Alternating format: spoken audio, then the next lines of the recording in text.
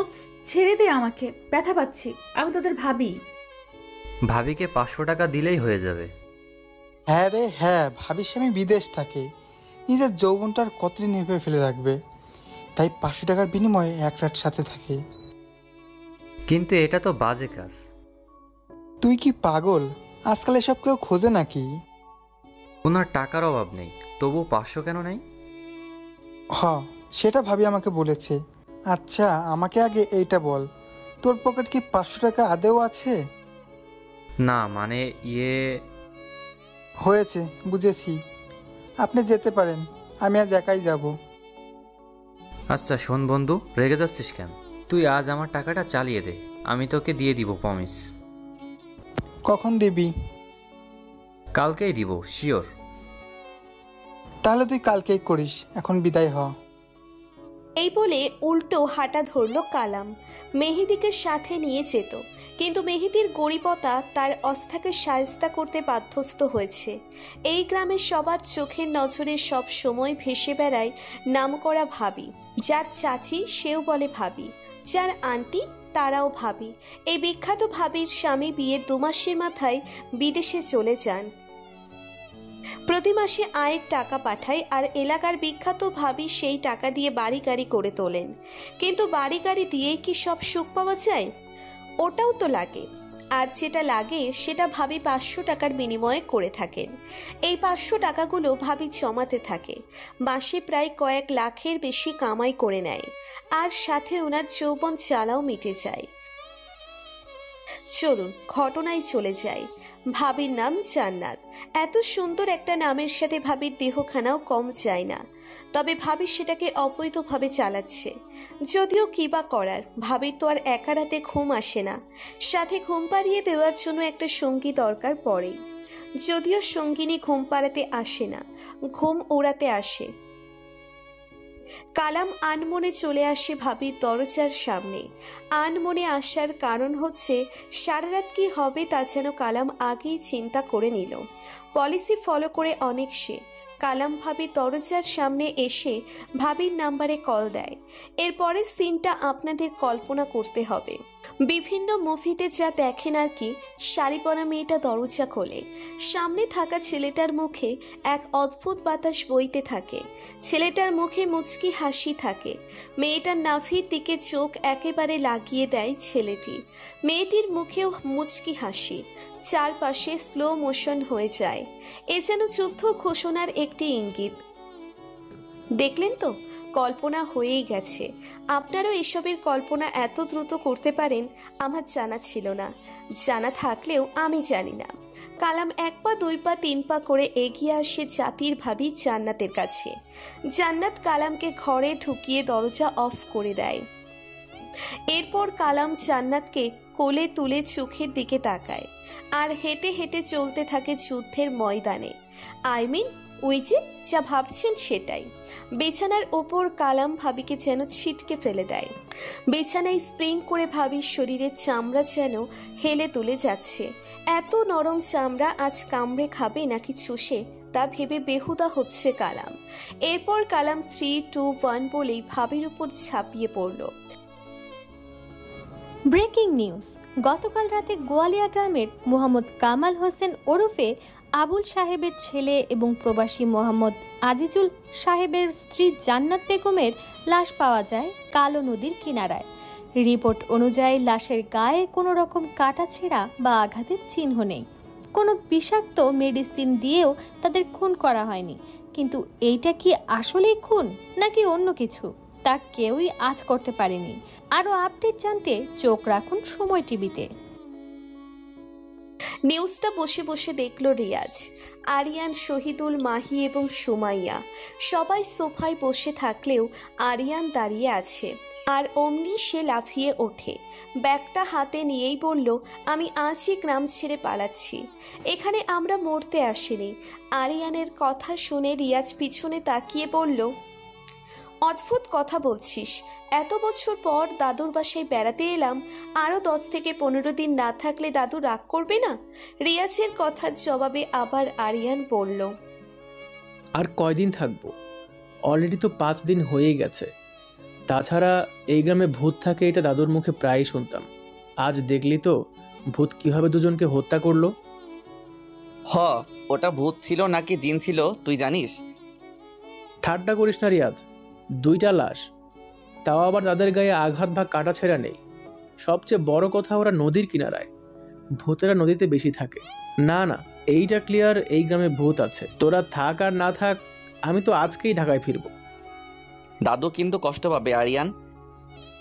তখনই মাহি বলল, একটা কাজ করলে কি হয়, চল আমরা সবাই ওই নদীর কিনারায় যাই, ক্যামেরা ফিটিং করে আসবো, আর রাতে ভিডিও ফুটেজে ভূতকে ক্যামেরা বন্দি করব। মাহির কথা শুনে আরিয়ান ভেঙচি দিয়ে বলল, ভূতকে ক্যামেরা বন্দি করবো বলাতেই সোজা, কাজে না। তোরা যা, আমি ঢাকাতে চলে যাব ফাইনাল। ঠিক তখনই টিভিতে আবার নিউজ শুরু হলো। পুরান ঢাকার লালবাগ কেল্লার পশ্চিমে 4টা মরদেহ উদ্ধার করা হয়। রিপোর্ট অনুযায়ী তাদের শরীরে আঘাতের কোনো চিহ্ন নেই, আর নেই কাটাছেঁড়া। এটাকে হত্যা বলা যায় না, তবে এটাকে কি বলতে হবে তা ভেবে পাচ্ছে না কেউ। আরও আপডেট জানতে সময় টিভির সাথেই থাকুন। নিউজটা শুনেই আরিয়ানের দিকে তাকিয়ে রইল সবাই। আরিয়ান হাত থেকে ব্যাগটা ফেলে স্থির হয়ে যায়, আবার হুট করে উঠে রিয়াজের হাত থেকে রিমোট কেড়ে নেয়। এরপর বলল, সময় টিভি আজ আমার সময়টাই খারাপ করে দিচ্ছে। এই বলেই চ্যানেল পাল্টে দেয়। তখনই অন্য চ্যানেলে আর একটা নিউজ। রংপুরের থানিকুড়া গ্রামের ব্রিজের নিচে 2টা লাশ উদ্ধার করা হয়েছে। আশ্চর্যের বিষয় হচ্ছে মরদেহের গায়ে কোনো আঘাতের চিহ্ন নেই, আর নেই কোনো কাটাছেঁড়া। আপডেট জানতে চোখ রাখুন আর টিভিতে। এইবার যেন রিয়াজ, আরিয়ান, মাহি, সুমাইয়া আর শাহিদুল 5 জন অবাক হয়। একই রকম খুন দেশের বিভিন্ন অঞ্চলকে কিভাবে হতে পারে? আরিয়ান অবাক দৃষ্টিতে চ্যানেল আবার বদলে দেয়। প্রত্যেক চ্যানেলে শুধু লাশ দেখাচ্ছে, আর সব কয়টার মৃত্যু একই রকম, অর্থাৎ কোনো আঘাত এবং কাটা ছেঁড়া নেই। সোশ্যাল মিডিয়ায় তোলপাড় শুরু হয় এই টপিকে। কেউ লিখছে এইটা কিয়ামতের আলামত, কেউ লিখছে এইটা কোনো ভাইরাস, কেউ কেউ তো হ্যাশট্যাগ লাগিয়ে আপলোড করেছে গজব পড়ছে গজব। দুনিয়ার অনৈতিক কাজের গজব পড়ছে মানুষের উপর। এইভাবে নেট দুনিয়া কাঁপাচ্ছে এই টপিক। টিভিতে হুটহাট এসব লাশের খবর সবার যেন মাথার উপর দিয়েই যাচ্ছে। আসলে হচ্ছেটা কি? এদিকে আরিয়ান, শহীদুল, মাহি, সুমাইয়া আর রিয়াজ বিষয়টা নিয়ে আলাপ করতে বসে। তারা ব্যাপারটা নিয়ে ঘাটার প্ল্যান করে। প্যারানর্মাল নিয়ে কাজ তারা অনেক আগে থেকেই করে এসেছে। তাদের ধারণা এইটা কোনো অশরীরী হবে যে এসব তাণ্ডব চালাচ্ছে। আর তখনই আরিয়ানের নাম্বারে তার মায়ের কল আসে। আরিয়ান কল রিসিভ করতেই তার মা ওপাশ থেকে কান্না করতে করতে বলতে লাগলো, বাবা আরিয়ান, আমাদের সর্বনাশ হয়ে গেছে বাবা, তোর ভাইও মারা গেছে, তোর ভাইয়ের লাশ পাওয়া গেছে, তার খুনটাও সেম, গায়ে কোনো আঘাত নেই আর নেই কোনো কাটা ছেঁড়া। মুহূর্তের মধ্যেই আরিয়ানের হাত থেকে ফোনটা পড়ে যায়। আরিয়ানের চোখের কোণায় জলপাত উত্তোলন হতে থাকে। আরিয়ানের ভেঙে পড়া দেখে বাকিরাও ভেঙে পড়ে। আরিয়ান এইবার কড়া গলায় সবার উদ্দেশ্যে বলল, আমি এই খুনিকে বের করতে চাই। কিন্তু কথাটা বলার পরেই আরিয়ান কান্না শুরু করে। তার বড় ভাইয়ের মৃত্যু কিভাবে হয়ে গেল এইটা সে মানতেই পারে না। সবাই আরিয়ানের কান্না থামাতে চেষ্টা চালাচ্ছে। সন্ধ্যা ঘনিয়ে আসে। তার ডেথ বুক বইটা আরিয়ানের হাতে। মনোযোগ দিয়ে সে খোঁজার চেষ্টা চালাচ্ছে এই খুনের রহস্য। মাহি ব্লাড কান্ট্রি বইটা পড়ে যাচ্ছে, আর রিয়াজ দ্য ব্ল্যাক বুক বইটা নিয়ে আছে। এই খুন সম্বন্ধে বইয়ের কোথাও কিছু পাওয়া যেতে পারে। তাদের প্যারানর্মাল সম্বন্ধে কাজ শিখিয়েছিল ডক্টর এলিসেন। লোকটার নাম যেমন অদ্ভুত, তার কাজগুলোও তেমন। এলিসেন পূর্ব অনেক বিপদের ইঙ্গিত বইয়ে লিখে রাখতেন এবং সব ঘটনার ব্যাখ্যাও সে করত। এই অবধি সে 700+ বই লিখেছে। আরিয়ান এই কাজে কখনোই সায় দেয়নি। বন্ধুদের সাথে শুধু সময় দিত। আজ নিজের ভাইয়ের হত্যার প্রতিশোধ নিতে সেও এলিসেনের দেওয়া বই পড়তে থাকে। রাত 2টো পার হয়ে গেছে। টেবিলের উপর মাথা রেখে ঘুমিয়ে পড়েছে সবাই, কিন্তু ছোট একটা লাইটের নিম নিম আলোয় আরিয়ান বই পড়ে আছে। এরকম জেদ আরিয়ান কখনো ধরেনি। নিজের মাকেও বলেছে সে ভাইয়ের খুনের বদলা নেওয়া ছাড়া বাড়িতে যাবে না। বই পড়তে পড়তে রাত গভীর হয়ে যায়, প্রায় 3:30 বেজে যায়। রিয়াজ টেবিল থেকে মাথা তুলে আরিয়ানকে বলল, আরে এত পাগল হলে চলবে? সকালে পর এইভাবে করলে তো তুই নিজে অসুস্থ হয়ে যাবি। দেখ তোর দেখায় সবাই টেবিলে কিভাবে শুয়ে পড়েছে। রিয়াজ যেন কথাগুলো কোনো মৃত ব্যক্তিকে বলেছে। আরিয়ানের কানের মাছিও নড়েনি। রিয়াজ সবাইকে ডাকতে শুরু করে। ঘুমের তালে আলাফোলা হয়ে জেগে যায় সবাই। রিয়াজ চোখ কচলাতে কচলাতে বলল, রাত অনেক হয়েছে, আয় সবাই শুয়ে পড়ি। সবাই যার যার রুমে চলে যায়, কিন্তু আরিয়ান বইয়ের পাতা উল্টিয়ে যাচ্ছে। এই অবধি এলিসেনের দেওয়া 78টি বই সে শেষ করেও ফেলেছে। সকাল 9টা। মাহি গড়াগড়ি করে শোয়া থেকে ওঠে, দেখে ওর শরীর অনেক ব্যথা। রাতে টেবিলে বসেই ঘুমিয়ে যাওয়ায় কোমরে ব্যথা অনুভব করে। সুমাইয়ারও সেম অবস্থা। ওরা দুজন উঠে রিয়াজদের রুমে আসে। রিয়াজ আর শহীদুল রুমে শুয়ে আছে, আরিয়ান নেই। মাহি দৌড়ে এসে দুজনকেই ডাক দেয়। ওরা মাহির ডাকে লাফিয়ে ওঠে। মাহি চিৎকার দিয়ে বলল, আরিয়ান কোথায়? রিয়াজ সহ সবাই লাফিয়ে উঠে দৌড়ে যায় পড়ার টেবিলের রুমে। গিয়ে দেখে নিচে কয়েকশত বই পড়ে আছে। আরিয়ান আর একটা বই অলরেডি পড়া শুরু করেছে। রিয়াজ বিরক্ত হয়ে ওর কাছে গিয়ে বলল, তুই কি পাগল হয়ে যাচ্ছিস? এইভাবে তো মরেই যাবি। এক রাতে এত বই কিভাবে পড়লি? আর নিজের শরীরটাও তো ভালো থাকবে না। আরিয়ান কোনো জবাব দিচ্ছে না। সে যেন ডুবে গেছে বইয়ের পাতায়। তার এই খুনের রহস্যের ব্যাখ্যা বের করাই লাগবে। তখনই আরিয়ানের নাম্বারে আর একটা কল আসে। আরিয়ান ফোনের দিকে তাকাচ্ছেই না। শহীদুল ফোন রিসিভ করে লাউড স্পিকারে দেয়। ওপাশ থেকে আরিয়ানের বাবা কান্না করে বলে যাচ্ছে, গতকাল রাতে তোর মা মরে গেছে আরিয়ান। শরীরে কোনো আঘাতের চিহ্ন নেই, আর কাটাছেঁড়াও নেই। লাশ পাওয়া গেছে রাস্তার পাশে। আরিয়ান কথাটা শুনেই হাত থেকে এইবার বইটা টেবিলে রেখে দেয়। সবাই আরিয়ানের দিকে তাকিয়ে আছে। আরিয়ান হঠাৎ বইটা দেওয়ালে ছুঁড়ে মেরে জোরে জোরে চিৎকার দিতে লাগলো। রিয়াজ ধরতেই যাবে, তখনই আরিয়ান বসা থেকে উঠে চেয়ারটা ধরে। এরপর সজোরে জানালায় নিক্ষেপ করে। জানালার কাঁচ ভেঙে চুরচুর হয়ে যায়। আরিয়ান যেন পাগল হয়ে গেছে। আরিয়ানের পাগলামি দেখে সবাই তাকে থামানোর চেষ্টা করে যাচ্ছে। এদিকে মাহির ফোনেও আর একটা কল এসেছে। সেখানে মাহির বোনের মৃত্যুর সংবাদ দেয় মাহির মা।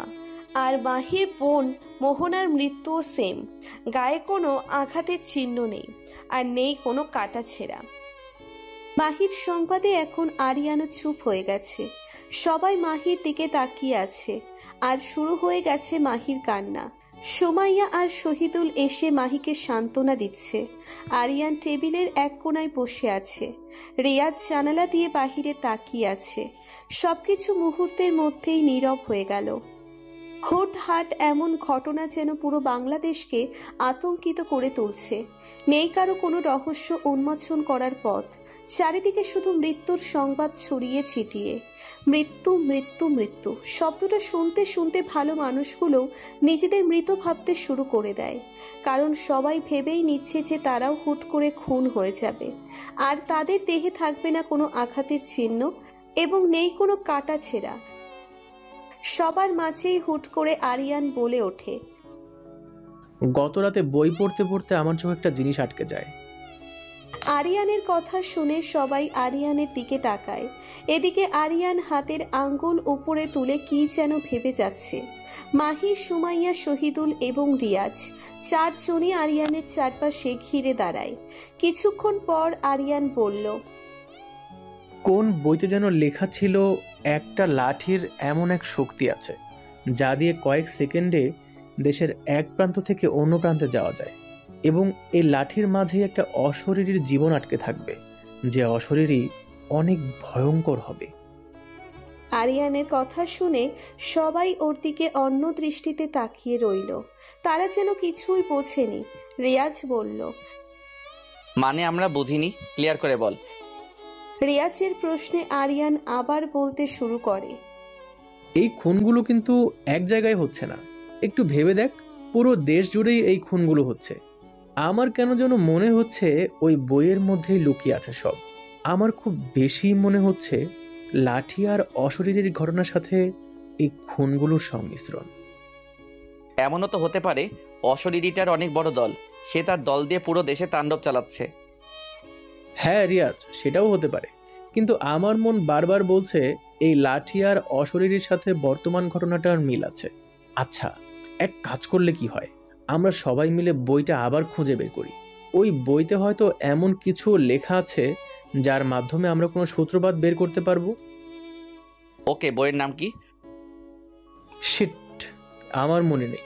সারা রাত একটার পর একটা পড়েই গেছি। বইয়ের নাম মুখস্থ কিভাবে রাখি? এখানেই আছে কোথাও।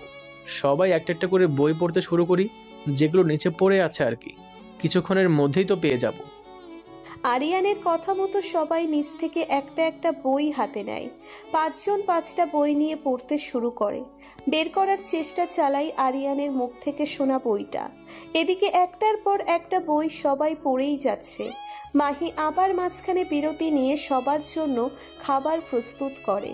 এইভাবে প্রায় দুপুর শেষে বিকেল ঘনিয়েছে, কিন্তু অমন লেখা কোনো বই কেউ পায়নি। বাকিগুলো পড়তে পড়তে সন্ধ্যা হয়ে গেছে।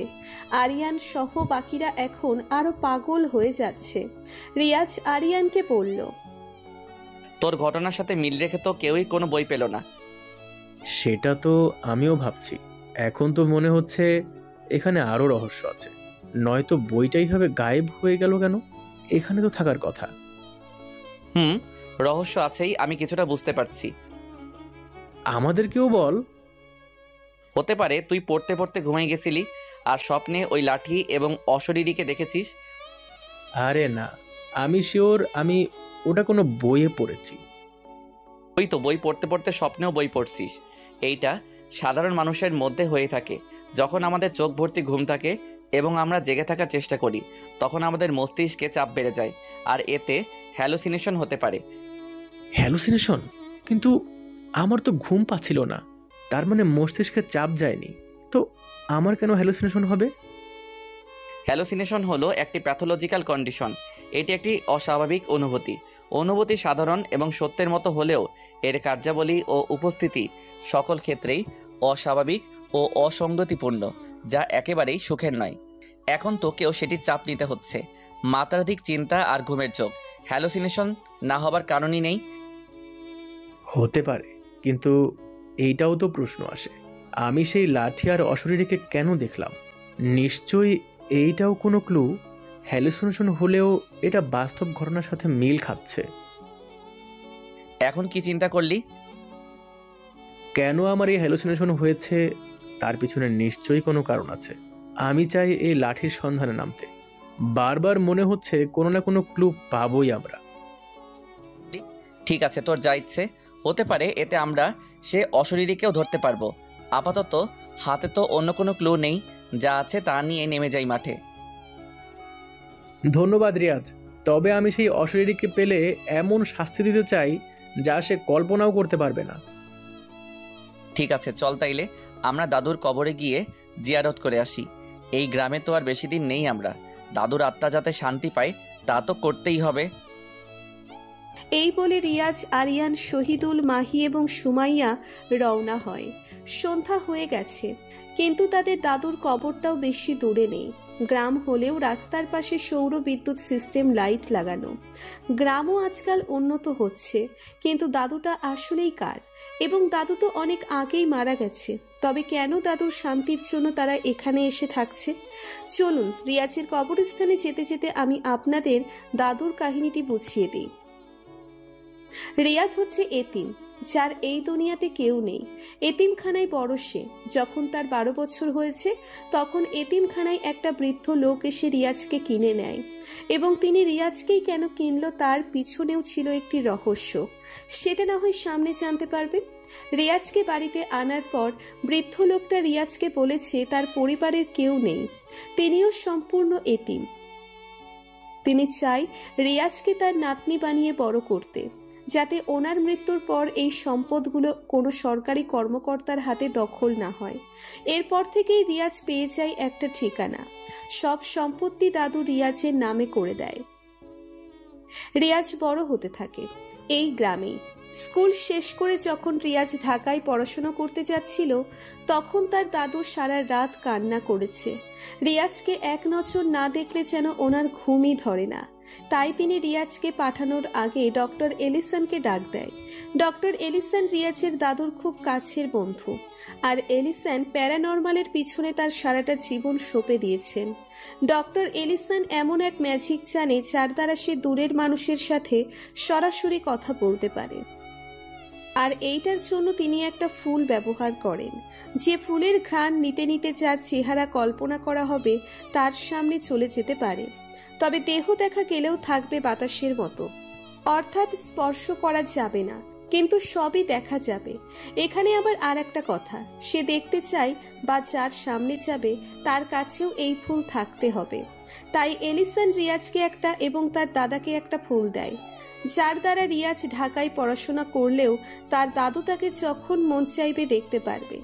যদিও সেই সময় ভিডিও কলের সিস্টেম ছিল না, আর না ছিল স্মার্টফোন। রিয়াজ ঢাকায় যাবার পর প্রতিদিন তার দাদুর সাথে এই ফুলের দ্বারা কথা বলতো। এর মাঝে কলেজে রিয়াজের সাথে পরিচয় হয় আরিয়ান, মাহি, শহীদুল এবং সুমাইয়ার। ওরা বিশ্বাসই করতে পারেনি একটা ফুলের ঘ্রাণ নিয়ে অন্য জায়গার মানুষের সামনে যাওয়া যায়। রিয়াজ সবাইকেই এই ফুল দিয়ে তার দাদুর সাথে কথা বলায়। এরপর ওরা রিয়াজের প্রতি আরো আকর্ষিত হয়ে যায়। এইভাবে চলতে লাগলো দিন। সবাই রিয়াজের দাদুকে ওদের দাদুর মতোই দেখে যাচ্ছিল। দাদুর হয়ে যায় 5 জন নাতনি। ওরা একদিন বায়না করে প্যারানর্মাল নিয়ে পড়তে। এরপর তার দাদু এলিসনের সাথে সবার পরিচয় করিয়ে দেয়। এরপর থেকে এলিসন তাদের প্যারানর্মাল বিষয়ক অনেক কিছুই শেখাতে থাকে। কদিন পর পর ওরা গ্রামে আসে এবং তার দাদুর সাথে 10 থেকে 15 দিন সময় কাটিয়ে যায়। কিন্তু বেশি দিন যায়নি। একদিন রিয়াজ ফুলের ঘ্রাণ নিয়ে যখনই তার দাদুর সাথে কথা বলতে চায় তখনই ফুল থেকে পোড়া গন্ধ বের হতে থাকে। রিয়াজ সহ সবাই পাগল হয়ে সেদিনই গ্রামে আসে, আর এসে দেখে রিয়াজের দাদু বিছানায় শুয়ে আছে। রিয়াজ দৌড়ে তার দাদুর কাছে যায়। তার দাদু কান্না করে করে বলেছে তার শরীরের শক্তি শেষ। তিনি বিছানা থেকে উঠে ফুলটা নিতে পারেনি, তাই দেখা করতে পারে না, অদৃশ্য হয়ে। 5 জনই প্রচুর কষ্ট পেতে থাকে। এইভাবে 3 দিন কেটে যায়। কিন্তু 4 দিনের মাথায় হুট করে একদিন রিয়াজের চিৎকারে সবাই ঘুম থেকে লাফিয়ে ওঠে। সবাই দৌড়ে যায় দাদুর রুমে। চিৎকারটা দাদুর রুম থেকেই আসে। সবাই গিয়ে দেখে রিয়াজ তার দাদুর পাশে বসে। দাদু প্লিজ ওঠো, প্লিজ দাদু ওঠো, তোমাকে ছাড়া আমি কিভাবে থাকবো দাদু? আমি তোমাকে অনেক ভালোবাসি দাদু, আমাকে এইভাবে ছেড়ে যেতে পারো না দাদু। দাদু বলেই চিৎকার মেরে কান্না শুরু করে। সবার ততক্ষণে বোঝা হয়ে গেছে দাদু মারা গেছে। সাথে সাথে বাকিরাও কান্না শুরু করে। পরের দিন সকালে যখন তার দাদুর জানাজা হচ্ছিল তখন আরিয়ান খেয়াল করে এলিসন আসেনি। ওরা জানাজা শেষ করে যখন এলিসনের বাসায় যান তখন দেখতে পাই এলিসন বাড়িতে নেই, তবে টেবিলে একটা চশমা রাখা আছে, যেটা সম্বন্ধে এলিসন তাদের আগেও বলেছিল। তিনি বলেছিলেন গোল্ডেন কালারের একটা চশমা যেদিন তারা পাবে তখন যেন চশমাটা এক আছাড় মেরে ভেঙে ফেলে। এখন হঠাৎ তাদের মাথায় সেই কথাটা চলে আসলো। রিয়াজ গিয়ে চশমাটা হাতে নেয় এবং সজোরে আছাড় মেরে দেয়। তখনই রুমের মধ্যে একটা গায়েবী আওয়াজ শুনতে পায় তারা, যেটা সম্পূর্ণ এলিসনের কণ্ঠ। সেখানে বলা হচ্ছিল, আমার ঘরের পিছনে মাটির নিচে অনেক বই আছে, যেগুলো আমি আমার সকল অভিজ্ঞতার ব্যাখ্যা লিখে রেখেছি। তোমরা মাটি খুঁড়লেই একটা বড় বক্স পাবে। সেই বক্স থেকে বইগুলা বের করে তোমাদের দাদুর বাসায় নিয়ে যাও। ভবিষ্যতে ঘটে যাওয়া বিপদের ইঙ্গিতও আমার বইয়ে লেখা আছে, তবে বইগুলা তোমাদের দাদুর বাসাতেই রাখো, অন্য কোথাও নিও না। আর আমিও আর বেঁচে নেই। তোমার দাদুর হয়াতের উপর আমার বেঁচে থাকা নির্ভর ছিল। তোমাদের দাদুর সাথে আমিও উপরে চলে গেছি, আমাকে আর পাবে না তোমরা। তবে শেষ একটা কথা, তোমাদের দাদুর ইচ্ছে ছিল প্রতি বছরে একবার এসে দাদুর বাসায় থেকে যেতে। ঠিক এখন যেভাবে এসে 10-15 দিন কাটিয়ে যাও সেইভাবে, নয়তো তোমাদের দাদুর আত্মা কষ্ট পাবে। এইটার পর আওয়াজটা বন্ধ হয়ে যায়। দাদু এবং এলিসান দুজনকে হারিয়ে ওরা অনেকটাই হতাশ হয়। সবাই এলিসানের কথা মতো বইগুলো বের করে দাদুর বাসাতেই রাখে, আর বইয়ের ওপরেই প্যারানর্মাল বিষয়ে শিখতে থাকে। একই রিয়াজটা তার দাদুর কবরস্থানে চলে এসেছে। চলুন বর্তমানে ঘটনায় ফিরে যায়। ওরা কবরস্থানে এসে কবর জিয়ারত করে নেয়। জিয়ারত শেষ করে যখনই ফিরতে যাবে ঠিক তখনই সবাই খেয়াল করে কবরস্থান থেকে কারো চিৎকারের শব্দ শোনা যাচ্ছে। এদিকে সবাই ভয় পেয়ে পেছনে তাকায়, আর যা দেখে তা সত্যিই অকল্পনীয় ছিল। ওরা দেখে কবরস্থান থেকে তাদের দাদুর বন্ধু এলিসানের মতো একটা মানুষ তাদের দিকে ছুটে আসতে চাইছে। মানুষটার দেহ পুরো কালো ধোঁয়াশার মতো। এই ধোঁয়াযুক্ত এলিসান ছুটে আসতে চাইলেও কবরস্থান থেকে কেউ এলিসানের পা ধরে রেখেছে, যেন এলিসান আসতে চাইলেও আসতে পারছে না। সবাই বেশ আতঙ্ক হয়ে ওঠে। এলিসানের চিৎকার যেন চিলের মতো ভয়ঙ্কর ভাবে সে ডেকে যাচ্ছে। রিয়াজ, আরিয়ান, শাহিদুল, মাহি এবং সুমাইয়ার চোখ বড় হয়ে যায় নিমেষেই।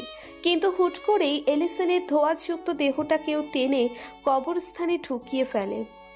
নিমেষেই আবার সব ঠান্ডা হয়ে যায়। এদিকে রিয়াজ, আরিয়ান, শাহিদুল, মাহি এবং সুমাইয়া কিছুই বুঝতে পারল না হঠাৎ এমন হলো কেন।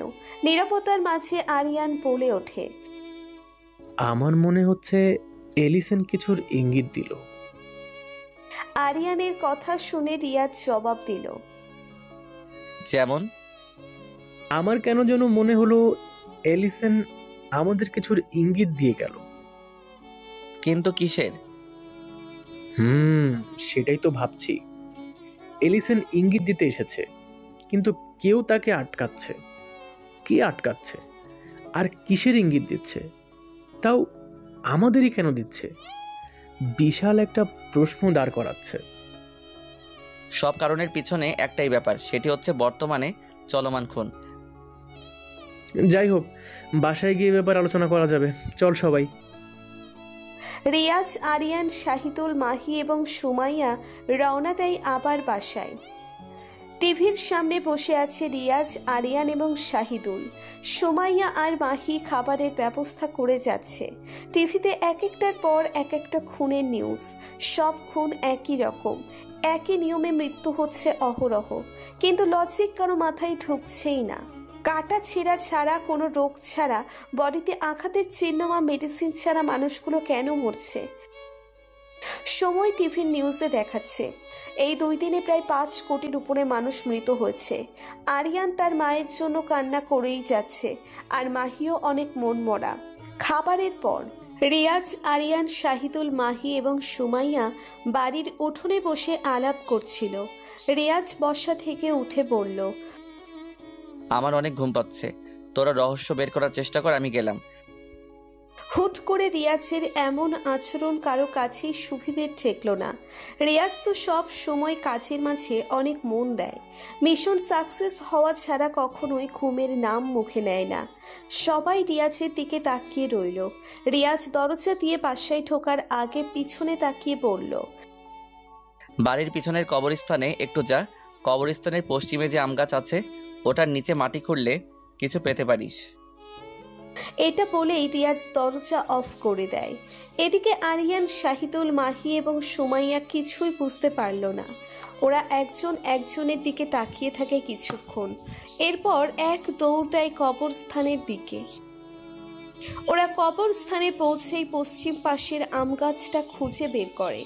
এরপর আরিয়ান একটা গাছের খুঁটে গিয়ে মাটি খুঁড়তে লাগলো। মাটির খুঁটির আঘাত করার সাথে সাথে খুঁটিটা অনায়াসে ঢুকে যাচ্ছে, অর্থাৎ এখানে একটা গর্ত আছে। যা কয়েকদিনের গর্ত করতেই একটা বক্স পায়। বক্সটা টেনে বের করে উপরে তুলে নেয়। শাহিদুল বক্সটা খুলতেই দেখে ভিতরে একটা বই। রাত তার উপর, চারপাশে চাঁদের আলো ছাড়াই কিছুই নেই। তার বই দেখা গেলেও নাম দেখা যাচ্ছে না। মাহি নিজের ফোনের লাইট অন করে তখনই আর দেখে বইয়ে লেখা আছে মুখোশের আড়ালে। এরা সবাই বেশ অবাক হয়। আরিয়ান বইটা বের করতেই খেয়াল করে বইয়ের উপরে ছোট্ট করে এলিসনের নাম লেখা, অর্থাৎ এইটা এলিসনের আর একটা বই যা তারা আগে দেখেনি। সবাই মিলে সেখানেই বইটা পড়তে শুরু করে। বইয়ের প্রথমেই লেখা আছে মুখোশের আড়ালে কেউ একজন ঘুরে বেড়াবে। তারা থাকবে 5 বন্ধু। এই 5 বন্ধুর মধ্যে একজন হবে অশরীরী শক্তির মালিক, যার মধ্যে থাকবে রক্ত চোষার এক মায়াবী জাদু। সে মানুষের চোখের দিকে তাকিয়েই দেহের ভিতরের সব শক্তি কেড়ে নিতে পারবে, আর অপর ব্যক্তির শক্তি কেড়ে নিতে ভিকটিম মারা যাবে, যার গায়ে থাকবে না কোনো কাটা ছেঁড়া আর না থাকবে আঘাতের চিহ্ন। প্রথম পাতায় এই অংশটুকু পড়েই সবাই বুঝে যায় এইটা আর কেউ নয়, সবক্ষণ রিয়াজ করে বেড়াচ্ছে। আরিয়ান আর মাহি রাগান্বিত হয়ে যায়।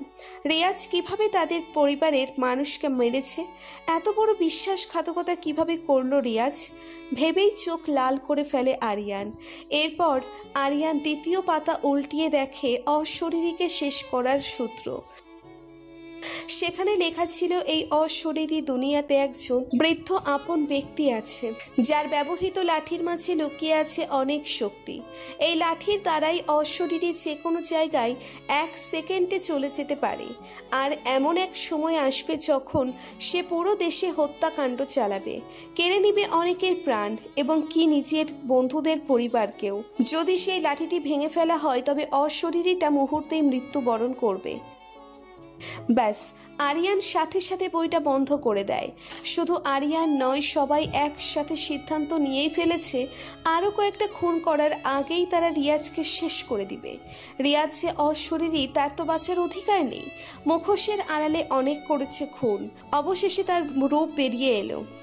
আরিয়ান, শাহিদুল, মাহি এবং সুমাইয়া দৌড়ে চলে আসে বাসায়। এসে দেখে রিয়াজ নেই। আরিয়ান আবার দৌড় দেয় দাদুর রুমে, আর দেখে দাদুর বিছানায় ঠিক সামনেই লাঠিটা দাঁড়িয়ে আছে, যেন জীবন্ত হয়ে আসে লাঠিটা। টেবিলে বইটা রেখে আরিয়ান গিয়ে লাঠিটার উপর জাদু চালাতে থাকে, যাতে লাঠিটা আরিয়ানের কন্ট্রোলে চলে আসে। এদিকে মাহি এবং শাহিদুলও জাদু প্রয়োগ করতে লাগলো। কিছুক্ষণ পর লাঠিটা আরিয়ানের সামনে এসে পড়ে। আরিয়ান চোখ বন্ধ করে লাঠিটা ধরে আর সবাইকে ডাক দিয়ে বলে, সবাই আমার সাথে চলো। এই বলেই আরিয়ান মন্ত্র পড়তে থাকে। এদিকে সবাই আরিয়ানের কাছে এসে দাঁড়ায়। তখনই চিৎ করে সবাই সেখান থেকে গায়েব হয়ে যায়। চোখ খুলতেই ওরা নিজেদের আবিষ্কারের করে পুরান ঢাকার একটি গলিতে, যার দুই পাশে কয়েকটা লাইট নিমনিম করে জ্বলছে, আর সামনেই দাঁড়িয়ে আছে রিয়াজ। কিন্তু রিয়াজের পায়ের কাছে একটি মানুষ শুয়ে আছে। আরিয়ান কিছু বলার আগেই রিয়াজ মুচকি একটা হাসি দিয়ে পড়ে থাকা মানুষটার দিকে তাকায়। এরপর ঘটতে থাকে একটি ভয়ানক ঘটনা, যা নিজের চোখে দেখছে আরিয়ান, শাহিদুল, মাহি এবং সুমাইয়া। রিয়াজের চোখ পুরো লাল হয়ে গেল। চারপাশে বাতাসের গতি বেড়ে যাচ্ছে। গলির মধ্যে পড়ে থাকা পলিথিন গুলাও উড়াউড়ি শুরু করেছে।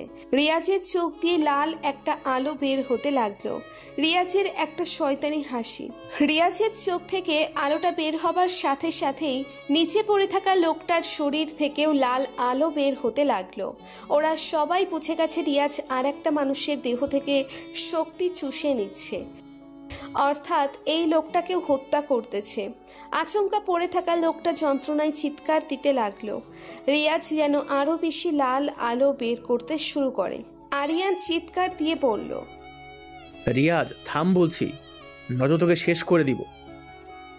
রিয়াজ আরিয়ানদের কথা শুনে আরো বেশি চোখ থেকে লাল আলো বের করতে শুরু করলো। আরিয়ান বারবার সতর্ক শুরু করছে রিয়াজকে।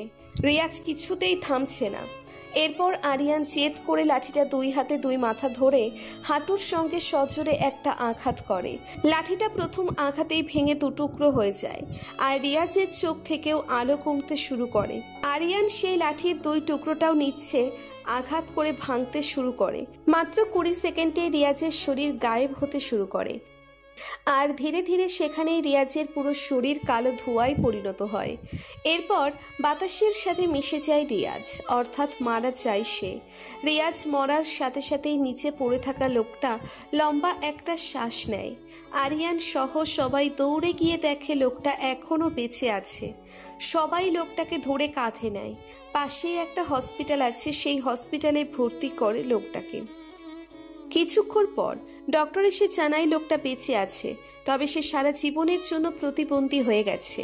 তার শরীরে কাজ কেন, হাঁটার মতো শক্তি নেই, অর্থাৎ যে কদিন বাঁচে বিছানাতেই কাটিয়ে দিতে হবে। এই বলে ডক্টর চলে যায়। আরিয়ান হসপিটালের দেওয়ালে একটা ঘুষি মেরে বলল, শালা এতদিন আমাদের সাথে প্রতারণা করেছে। আমার বিশ্বাসই হচ্ছে না এরকম একটা মানুষকে আমরা আমাদের বন্ধু বানিয়েছিলাম। শালা মরেছে, ভালোই হয়েছে। নিজের পরিবারের খুনিকে নিজের হাতে মেরেছি ভেবেই আনন্দ হচ্ছে আমার। আপনাদের মনে নিশ্চয়ই অনেক প্রশ্ন জমা হয়ে গেছে, কিন্তু এই অজানা প্রশ্নগুলোর উত্তরটা এই গল্পের মূল টপিক। চলুন পরের দিন সকালে চলে যাই, হয়তো মিলে যাবে সব প্রশ্নের উত্তর। আরিয়ান সকালে ঘুম থেকে উঠে ফ্রেশ হতে যায়। লাঠিটা ভেঙে ফেলেছিল, তাই আর চোখের পলকে তারা কোথাও যেতে পারেনি। হসপিটালেরই একটা রুমে রাত কাটিয়ে দেয়। আরিয়ান ফ্রেশ হয়ে বের হতেই চোখ পড়ে টেবিলের দিকে। সেই মুখোশের আড়ালে বইটা টেবিলের উপর কে যেন রেখে গেল, কিন্তু আরিয়ানের স্পষ্ট মনে আছে গতকাল রাতে সে বইটা দাদুর রুমেই ফেলে এসেছিল। আরিয়ান চিন্তায় পড়ে, বইটা নিচে থেকে কিভাবে এখানে চলে এলো। এক পা দুপা এগিয়ে আরিয়ান বইটা হাতে নেয়। এরপর প্রথম পাতা উল্টিয়ে দেখে এসব তার পড়া। দ্বিতীয় পাতাও বাদ দিয়ে তৃতীয় পাতায় চোখ দেয় আরিয়ান।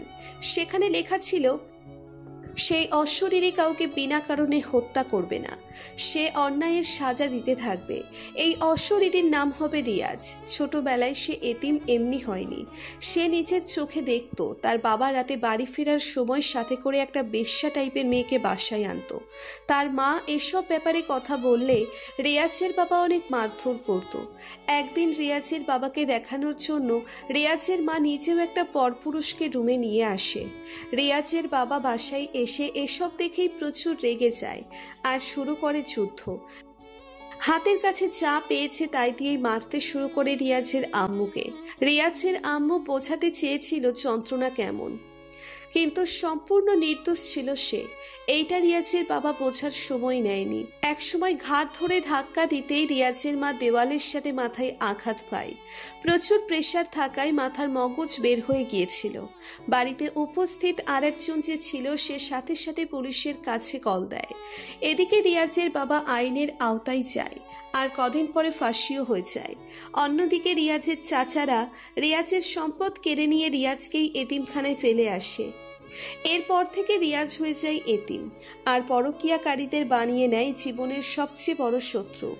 এসব রিয়াজের দাদু একদিন জেনে যায় আর মৃত্যুর আগে তার দাদু রিয়াজকে নিজের লাঠিটা দেয় এবং বলে দেয় এই লাঠির দ্বারা রিয়াজ খবর পেয়ে যাবে কোথায় পরকীয়া হচ্ছে এবং 1 সেকেন্ডে সে ইচ্ছে করলে 5 জন মানুষকে হত্যা করতে পারবে এবং এই লাঠির দ্বারাই অন্যদের দেহ থেকে শক্তি চুষতে পারবে, তবে নিজেকে অশরীরী বানাতে হবে।